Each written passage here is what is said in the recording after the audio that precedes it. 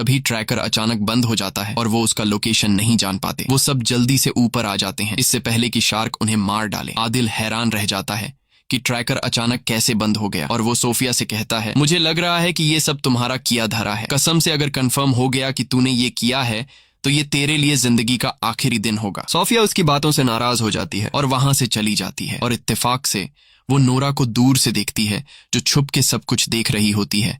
तो वो फौरन समझ जाती है कि उसी ने ट्रैकर का सिस्टम खराब किया है। रात को आदिल अपनी अफसर से बात कर रहा होता है और कहता है कि हमें दरिया के आसपास सब रुकावटें लगा देनी चाहिए जब तक हम उस शार्क तक नहीं पहुंचते। तो वो कहती है कि हम नदी का किनारा बंद नहीं कर सकते क्योंकि कुछ दिनों बाद यहाँ एक बहुत बड़ा रेस फेस्टिवल शुरू होने वाला है जिसे हम किसी भी हालत में रद्द नहीं कर सकते। पता चलता है कि ये फेस्टिवल एक बड़ी स्विमिंग रेस है जो सीन नदी में होने वाली है और इसमें देश के सबसे प्रोफेशनल स्विमर हिस्सा लेने वाले हैं। जाहिर है कि सिटी मेयर इस फेस्टिवल को कैंसिल नहीं करेगी क्योंकि इस पर $1 अरब से ज्यादा डॉलर खर्च हो चुके हैं। आदिल बहुत मायूस हो जाता है और सोफिया के बारे में सर्च करता है और उसे सब कुछ पता चल जाता है कि उसके आखिरी मिशन के बाद क्या हुआ था। उसका हस्बैंड और पूरी टीम मर गई और वो अब भी खुद को कसूरवार मानती है। आदिल बहुत दुखी होता है कि उसने उसके साथ सख्त बात की और उसे नाराज करके भेज दिया। अगले दिन नूरा एक वीडियो बनाती है जिसमें वो शार्क के साथ हो रहे जुल्म पर बात करती है। वो कहती है कि हर साल लाखों शार्क मार दी जाती हैं ताकि ब्यूटी प्रोडक्ट्स और अमीरों के खाने बन सकें। ये क्रिएचर भी इंसानों की तरह जीने का हक रखती है। वो अपने जैसे नौजवानों से कहती है कि वो उसकी ऑर्गेनाइजेशन में शामिल हों और लेलिस शार्क को समंदर वापस पहुंचाने में मदद करें। सरप्राइज ये होता है कि वीडियो को लाखों व्यूज मिलते हैं और उसकी टीम में सैकड़ों नौजवान शामिल हो जाते हैं। सबका एक ही मकसद होता है, लेलिस को सलामती से समंदर तक वापस ले जाना। फिर आदिल सोफिया से मिलता है और कहता है, मैं माफी चाहता हूं अपनी बदतमीजी के लिए और वादा करता हूं कि मैं तुम्हें सिटी मेयर से मिलवाऊंगा। तुम उसे सब कुछ समझाओ। जिसके बाद आदिल सोफिया को मेयर से मिलवाने ले जाता है। सोफिया मेयर को सारा किस्सा सुनाती है और स्विमिंग रेस बंद करवाने की रिक्वेस्ट करती है, मगर मेयर कहती है कि हजारों फौजी वहां पर मौजूद होंगे और फेस्टिवल अपने टाइम पर ही स्टार्ट होगा।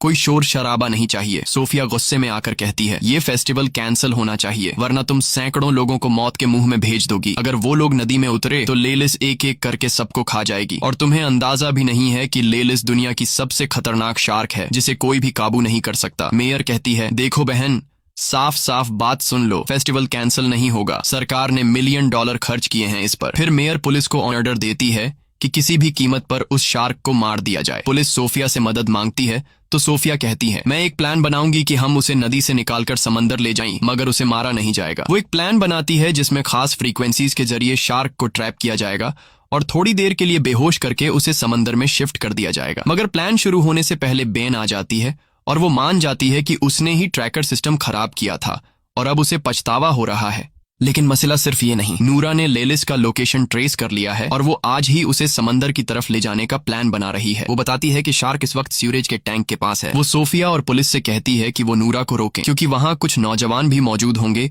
जो नूरा को सपोर्ट करने आए हैं और वो जगह बहुत खतरनाक है क्योंकि वो सीवरेज एरिया बहुत तंग है। सोफिया कहती है, अच्छा हुआ तुमने हमें ये बताया, और वो यकीन दिलाती है कि वो अपनी दोस्त को बचाएंगी। रात को हम देखते हैं कि नूरा, बेन और ऑर्गेनाइजेशन के बाकी लोग सीवरेज एरिया में पहुंच चुके हैं और मिशन के लिए तैयार हो रहे हैं। बेन थोड़ी नर्वस लग रही होती है, जैसे कुछ छुपा रही हो, मगर वो कहती है, मैं बस तुम्हारे लिए परेशान हूँ। फिर नूरा पानी में उतरती है ये साबित करने के लिए कि शार्क इंसानों के लिए खतरनाक नहीं होती। अब वो लेलिस का इंतजार करने लगती है। उसी वक्त सोफिया, आदिल और पुलिस वहां पहुंच जाते हैं और उससे कहते हैं, फौरन पानी से बाहर आओ, मगर वो लड़की जिद करती है कि वो मिशन पूरा करेगी। सोफिया उस पर चिल्लाती है, जो तुम कर रही हो वो गलत है, ये शार्क तुम्हारी सोच से भी बड़ी है, वो तुम्हारा सोनार डिवाइस और तुम्हें जिंदा खा जाएगी। इसी वक्त नूरा के पास एक शार्क नजर आती है। सोफिया फौरन समझ जाती है कि ये छोटी शार्क लेलिस की बेटी है, लेकिन नूरा बहुत एक्साइटेड होती है और शार्क के करीब जाती है और उसे छूने लगती है ताकि सोनार डिवाइस से उसका पता लगा सके। तभी अचानक आदिल पानी में छलांग लगा देता है ताकि नूरा को बचा सके, लेकिन अचानक शार्क गुस्से में आ जाती है और नूरा पर हमला कर देती है और उसे निगल जाती है। उसी समय पूरे इलाके में हलचल मच जाती है और सभी नौजवान डर के मारे वहां से भागते हैं और उनका जो फालतू सा प्लान था शार्क्स को बचाने का, वो इन्हें ले डूबता है। अब हर एक बंदा खुद को बचाने की कोशिश में लगा हुआ था, लेकिन बदकिस्मती से जगह तंग होती है और काफी लोग पानी में गिर जाते हैं और लेलिस और उसकी बेटी उन्हें मार देती है। हर तरफ पानी में इंसानों के टुकड़े नजर आ रहे थे। सारा पानी खून से लाल हो गया था। जैसे तैसे करके स्विमर थोड़े बहुत लोगों को बचा लेते हैं, लेकिन ज्यादातर लोग वो होते हैं जिनके हाथ या टांगें कट चुकी होती हैं, यानी वो सिर्फ बचा हुआ शरीर वापस ले आते हैं। फिर सब जख्मियों को पीरिस के हॉस्पिटल ले जाया जाता है, जहां सोफिया शॉक में खड़ी होती है और यकीन नहीं कर पा रही होती कि क्या हुआ। वो रोने लगती है, अपने शौहर और पुरानी टीम को याद करती है। तभी आदिल उसके पास बैठता है और उसे तसल्ली देता है। कुछ देर बाद आदिल और सोफिया को सीवरेज एरिया में बुलाया जाता है। जब वो वहां पहुंचते हैं तो लेलिस की बेटी की लाश मिलती है। उसे लैब ले जाया जाता है ताकि सोफिया उस पर रिसर्च करे, शायद कोई क्लू मिल जाए। उसी समय सोफिया को पता चलता है कि ये शार्क सिर्फ 2 महीने की है और वो प्रेग्नेंट भी है, और सोफिया को लेलिस की बढ़ती हुई ग्रोथ का भी पता चल जाता है। हैरान करने वाली बात ये होती है कि ये फीमेल शार्क बिना किसी मेल शार्क के कोलैब किए बच्चे पैदा कर सकती है, यानी बिना नर के खुद ब खुद बच्चे देना। सोफिया समझ जाती है कि ये शार्क बहुत बड़ी आफत है, क्योंकि लेलिस की तादाद कुछ महीनों में बहुत ज्यादा बढ़ जाएगी और ये इंसानों के लिए बहुत बड़ा खतरा बन सकता है। इसीलिए लेलिस और उसकी सारी नस्ल को खत्म करना बहुत जरूरी है, वरना वो इंसानों को खत्म कर देगी। अगले दिन सोफिया और उसकी टीम मेयर के ऑफिस पहुंचती है और उसे सारी नई जानकारी देती है। मेयर बहुत नाराज होती है क्योंकि मिशन नाकाम हो चुका होता है और स्विमिंग फेस्टिवल स्टार्ट होने में सिर्फ कुछ ही घंटे बाकी होते हैं। वो कहती है कि किसी भी तरह इस शार्क को मारो। सोफिया उस पर गुस्सा करती है और कहती है, तुम्हारे लिए पैसे ज्यादा अहम हैं या लोगों की जानें? मेयर गुस्से में कहती है, बाहर निकलो यहाँ से। और फिर वो फैसला करती है कि शार्क को मारने की जिम्मेदारी अब फौज को दी जाएगी। फिर सोफिया और आदिल कैफे में बैठे बात कर रहे होते हैं। सोफिया कहती है,